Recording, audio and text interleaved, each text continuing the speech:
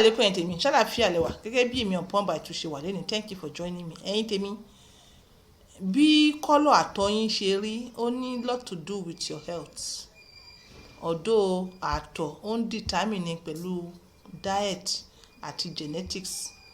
Kọ́lọ̀ àtọ̀ ó yẹ kó jẹ́ clear white, clear grey. Kọ́lọ̀ àtọ̀ gbọ́dọ̀ jẹ́ yellow, kò gbọ́dọ̀ jẹ́ brown, kò gbọ́dọ̀ jẹ́ red, kò gbọ́dọ̀ jẹ́ pink, kò gbọ́dọ̀ jẹ́ purple, kò gbọ́dọ̀ jẹ́ black.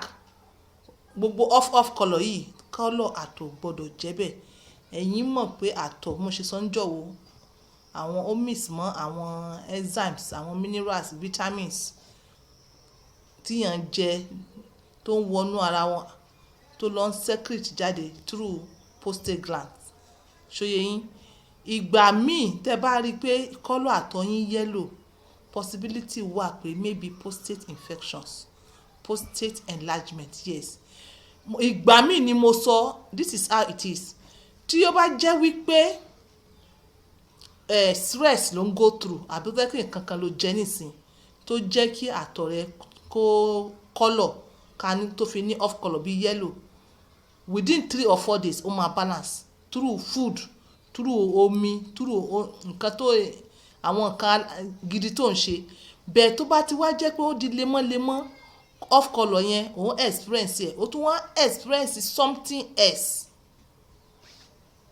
Ọ̀rẹ́ mi, bàbá mi, ẹ mọ̀ ìjáfara léwu, ìjáfara léwu. Níbi àtọ̀ ni wàá lẹ́tì ẹ̀ ti mọ̀ pé prostate ó ti ní ó ti wà inflamed. Níbi àtọ̀,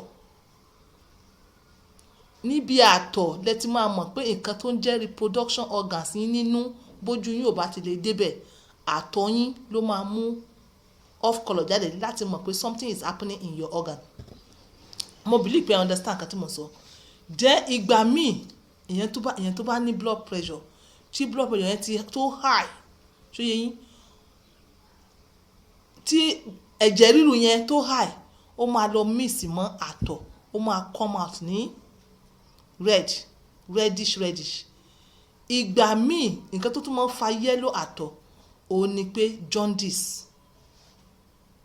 Ìgbà míì àtọ̀ bá jáde ní black, a jẹ́ pé ẹ ti ń jẹ poison, ẹ ti ń jẹ poison bíi lead.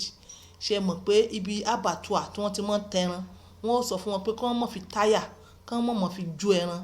Ẹ̀yin tẹ́ bá sábà consume irú ẹran bẹ́ẹ̀ yẹn, ṣóyè yín, ẹ máa ti máa inject lead sínú system yín, ó dẹ̀ ń lọ directly to your reproductive system. At the end of the day ó máa turn àtọ̀ yín, ó máa turn ẹ̀ sí black. Àṣà kan turn ẹ̀ sí black, ó máa damage nǹkan tó ń jẹ́ prostate yín àti ọmọkùnrin yín. Mo believe pé mo pass message. So Ọlọ́run dá wa, Ọlọ́run sì dá dáadáa. Ọlọ́run dá wa pé ẹ máa rí sign kọ̀ọ̀kan tó ń ṣẹlẹ̀ ní àgọ́ ara yín through bí Ọlọ́run ṣe dára yín. Ṣóyè yín, nísìn àwọn èèyàn tó ní jaundice, that is excess bilirubin nínú ara, ó dẹ̀ máa ń cause pé kí gbogbo nǹkan tó wà lára kó yellow, ojú máa yellow. Ṣóyè yín, àtẹ́lẹwọ́ ó máa yellow, palm ó máa yellow. Èèyàn tó bá notice ẹ̀ dáadáa gan, ó máa rí pé ẹni tó ń bọ̀ yìí tẹ́lẹ̀tẹ́lẹ̀ ó black ni, ó ti ń change sí yellow. Èèyàn náà bá tọ̀ ó máa jáde ní yellow. So èèyàn náà bá dà, because of that excess bilirubin, àtọ̀ rẹ̀ náà máa yellow. So ẹ ní láti máa gbádà kí ló ń ṣẹlẹ̀ sí mi. Then ọkùnrin nìkan kọ́ o, àtobìnrin náà, nǹkan tó mọ́kùnrin náà ló mọ́bìnrin. Ẹ ra àwọn obìnrin míì abẹ́ máa já wọn jẹ. Discharge tó máa ń jáde lábẹ́ obìnrin tó yẹ kó wá ní slimy, ní like whitish, ó mọ̀ wá bí yellow, ó mọ̀ wá bí green, ó mọ̀ wá bí brown, ó mọ̀ wá bí gàrí. Kò yẹ kó rí bẹ́ẹ̀. Tó bá rí bẹ́ẹ̀, infection seriously ó ti ń ba inú ilé ọmọ láti from this fallopian tube, gbogbo àwọn nǹkan tó ilé ọmọ ṣá, fallopian tube, womb, gbogbo àwọn tí wọ́n pè ní uterus, okay, still womb. Nǹkan tó jẹ́ bí ilé ọmọ ó ti ń bàjẹ́ láti bí abẹ́, ó máa pass through díẹ̀díẹ̀ gbogbo àwọn tubes yẹn títí tó fi wọ ilé ọmọ gangan. Tí kinní bá dẹ̀ wá rí bẹ́ẹ̀, ẹ need láti tọ́jú ara.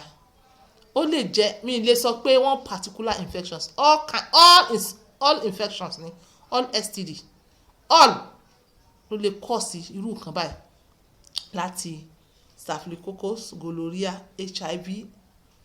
Yes, ìwọ tó bá tètè mọ̀ nǹkan tó ń ṣẹlẹ̀ sára ẹ̀ ó máa ń affect nǹkan ilé ọmọ, ó máa ń affect abẹ́ obìnrin, ó dẹ̀ máa rùn, ó máa mú bí gàrígàrí, in fact ó dẹ̀ lè jẹ́ the simplest yeast infection.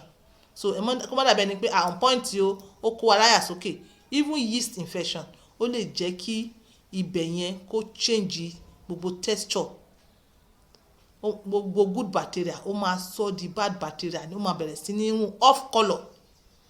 Ìwọ obìnrin tó bá notice eléyìí jẹ́ kí baálé rẹ̀ mọ̀ pretend, because tó bá sọ pé ó lọ wo títí ẹ ó ti bá affect ọkọ rẹ̀ náà. Ọkọ tí wọn náà bá notice like infections tó yẹ mọ́ tọ́jú ara ẹ nìkan. Bó bá níyàwó 10 gbogbo àwọn ìyàwó 10 yẹn ni kó tọ́jú, if not kò ní lọ. Ẹ̀yin kan sọ pé ẹ tọ́jú infection kò lè lọ. Kódà ká sọ wípé obìnrin kan wà tó ń gbé fún níta, túláàsì ni kó tọ́jú obìnrin yẹn tó bá fẹ́, tí wọ́n gan bá fẹ́ ní rest of mind. Àìjẹ́bẹ̀ tó bá lọ mistakenly tó lọ bá obìnrin yẹn again, ó máa padà wá sọ́dọ̀ ẹ̀.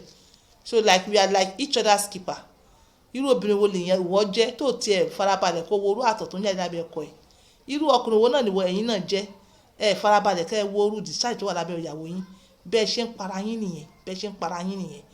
Like seriously, ẹ̀yin náà ẹ jókòó. Nǹkan tí wọ́n sọ wípé tí wọ́n lè sọ pé bóyá àràmù ni, tí wọ́n kọ́ tí wọ́n kàn dẹ́rù bà yín, ẹ̀yin náà wá jókòó pé ṣé kò pa yín lára?